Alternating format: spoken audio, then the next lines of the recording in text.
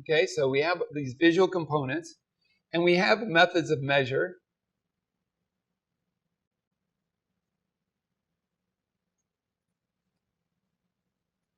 Okay, so we have a method of measuring these components. That's important, so that we can relate to them proportionally, right? And by contrast. But then we also have another condition that I look at, and this one kind of came to me from the standpoint that there was information that was coming between the lines in all of these books. And when they start putting images up that are from different artists that express different things, we start running into seeing different techniques, different styles, and the way that the artists put marks down on the paper. So that's part of our own personal expression, but yet there's ways, or they can be broken down as well. Three principal elements of design. Okay, there's line, and then mass,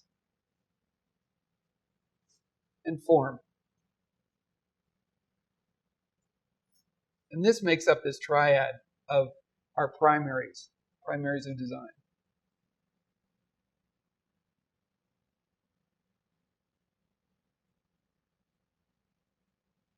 Okay. We would have experts come in and talk to us over at Disney. That was the wonderful thing about the studio, is they'll have experts from anywhere, whatever you're working on, come in and talk. And when Bruce Block came in and talked to us about our visual components, the one thing that I felt that was missing was, he was talking about filmmakers and live action films, and one thing that I realized was none of that information was completely addressing the fact that I had to change the way that I draw something from movie to movie to movie. So what is that about? How does that enter in? That's what happens here. And this is how we can look at our personal expression. So this has to do with how each of us put marks down on the paper. Line is about the physical line, the mark you put down on the paper. And if I just put a line like this, it's not an image, it's a line, it sits on the surface. That's its characteristic. It's something that sits right on the surface, and it doesn't reflect a light direction, and it doesn't define the shape of a mass. They're just lines or calligraphic lines, that you can put on. So these would be lines, things that sit on the surface. Texture also sits on the surface in the same manner. So if I created a shape, okay, and within that shape I contained line work within that shape, I've got a mass, right? Because it's a shape. I have a mass of texture. So now I've created this texture only within this mass. So it's a combination. So if you think of this as like a color spectrum, right? We have our primaries of color. Here we have our primaries of design. So this would actually land somewhere in here. Does that make sense? It's line and shape together, and it would end up being somewhere in there. Form, the way we depict form or look at form through the Renaissance was through chiaroscuro. Okay? And that's going to be the effect of light and shadow. So that's about light versus shadow.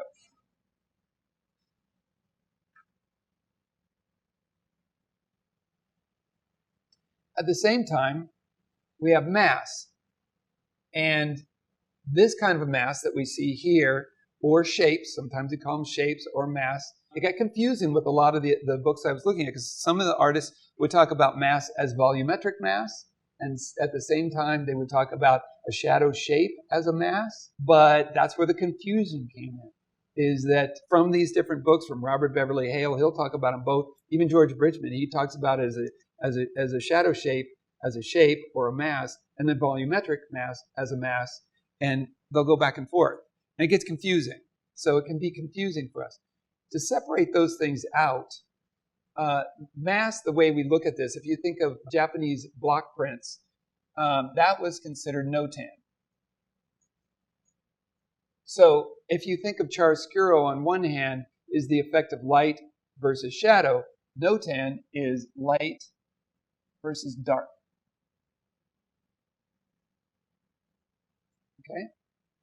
And that depiction is through your local values. Everything has its own inherent value. You know, a light object, a dark object, and then we look at it under light. So if we think about it, form is it kind of goes like this.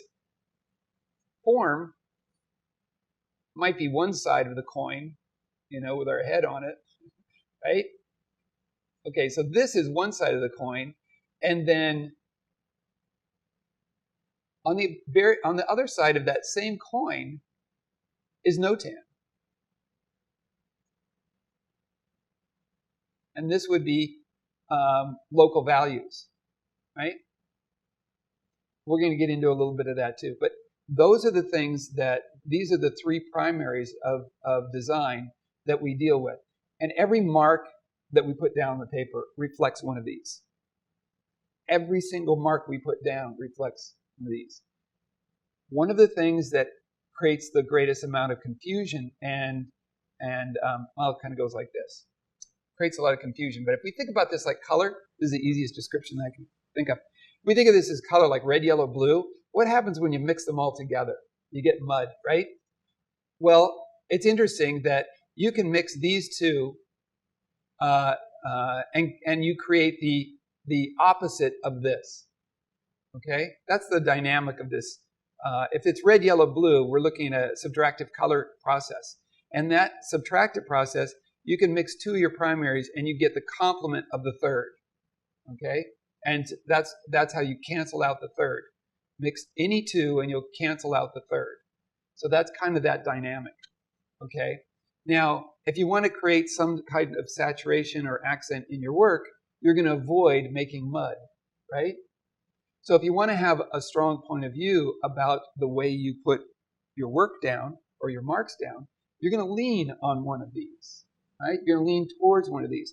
Now, all of us have a bias in here. We all have our own personal chemistry that kind of places us somewhere. Like we might have a favorite color. We don't even think about it or talk about it, but we all have a bias somewhere in here. Now, it's really important that we know that. I mean, it is in animation because we're switching styles all the time. If I lean towards a certain bias, it's going to be harder for me to move off of that bias to change what I do or see how I can actually make some change.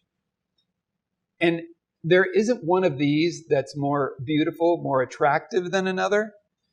But so I can't really tell you there isn't one best combination. Everybody has a different flavor for what they like. So I can't tell you what makes something beautiful. I can't say, effectively that one of these is better than another. But what I can tell you easily is that if you really want to make garbage, then be confused about the way you're putting it down. And that's often the problem with our compositions, is we haven't really looked at the marks we're putting down and we haven't given them clarity. And if we don't make those clear, the viewer is going to get them merged together. And that's where things get murky, and they kind of fall apart. With this process, you can actually imply the third. So I could use line and mass and imply the illusion of form. And that's different. It's a little different dynamic. It's an interesting dynamic. Some artists really do that and play into it. It's almost like a magic trick. It feels like a magic trick, but really it is. And we'll go through all of this. We can look at any of these. Now, if you take a look at this image here, I just put an abstract shape in the foreground, a dark shape on the top stair, and an abstract shape on the wall back over there, kind of implying the appearance of a shadow. Everything else is pretty flat. Okay? This, again, very flat, and that's what gives it this more period, early 60s look. Okay? There's a certain flatness to it. This is all about form. So these clouds have a real strong light versus shadow, and the foreground clouds on the upper right are really, really dark compared to the clouds behind. So I've manipulated the local values in order to push the illusion of form in there. Okay? Some clouds can get dark in that manner, but I really pushed it from that standpoint. Now, in this image, you can see that there's stronger light shadow shapes right on Robin Hood and the one of his characters in front of him, Will, in front of him with the red hat. You see a strong light just hitting little bits of him. And the other character behind him, there's a strong light shadow on his face. Everything down below goes into one silhouette. It all goes into this kind of a shadowed silhouette. Okay? And so what I did was I made sure that the light and shadow patterns were stronger on those characters right in the eye, in the light zone. So I pushed it there and made less contrast in the secondary characters around. This one's all Notan. Okay? That's why it has more of an impressionistic look, because the Impressionists were really driven by these Japanese block prints. And so what they did is they painted things that were backlit, flatly lit, and really relied on texture within different zones or texture as a patina across the whole surface. The other things that were going on during that period was scientific research, and they were also looking at, in France, they were looking at breakthroughs in science and medicine, and they were realizing that the world was made up of smaller parts because they were starting to use microscopes.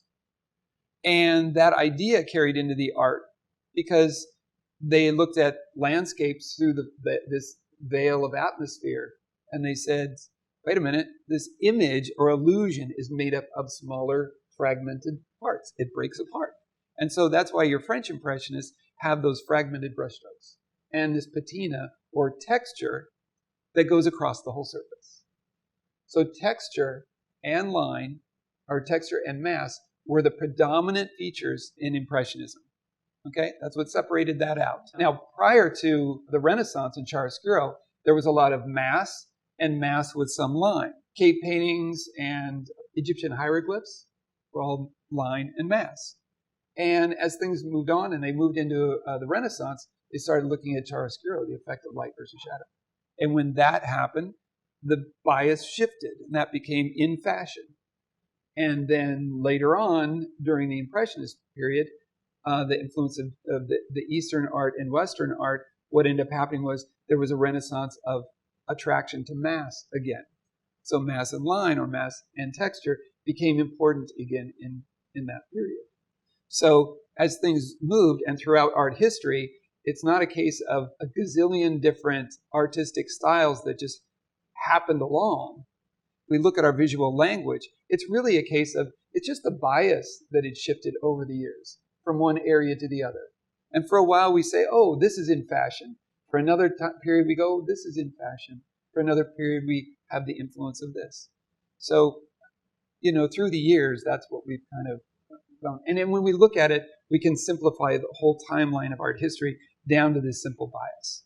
And we can break it all down into what the artists were expressing. And they all pull from one another of different periods. So here's a couple images. Across the top was the same image.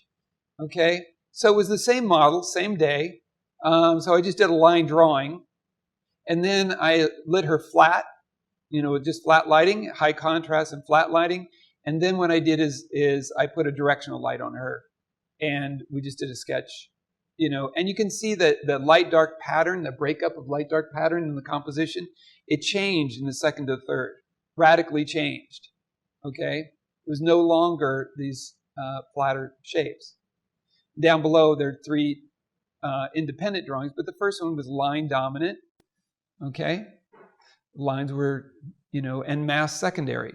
Not form, but there was mass secondary.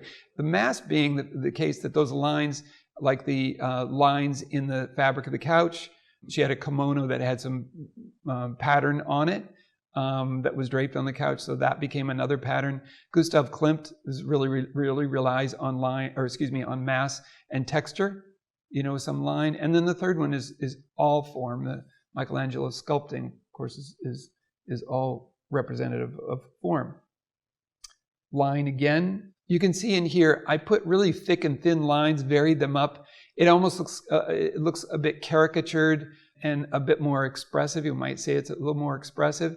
But I made sure in this drawing that the thick or thin lines did not reflect a directional light source. A lot of times what we'll draw is when we draw something, whether it's cylinder, or maybe a ball on a cylinder. We might look at it and say, okay, well, we have a light source coming here, and we might be looking across here, and this is going to cast down onto here, and out this way, and this becomes our pattern for our design, right? And if this was on the ground, we might have a shadow that completes this shape, and then this would then complete that shape as well. It's sitting over the top of that. So our pattern is really this out here, this soft edge here, hard edge here, down here, this out to here, and back here, back up, and this soft edge here. So this becomes our design pattern, okay, and what we call our matrix, okay?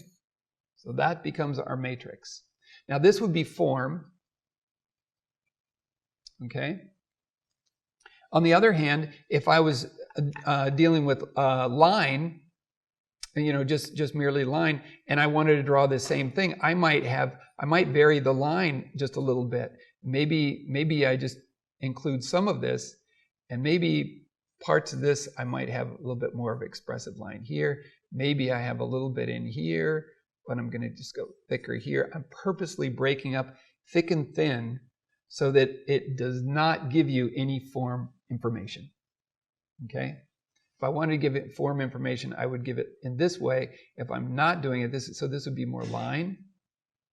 And you can see it sits on the surface, okay? And then mass, of course, would just be the silhouette of this shape, you know, that we could fill in or not. So this is mass. So there's the distinction with those. Notan, this is just mostly mass. And we'll get into this and we can break it down. There's really a simple breakdown of how you can do this, and then this would be form, right? So you can see the look of this is very different. The way you approach it would be very different. So those are our visual components.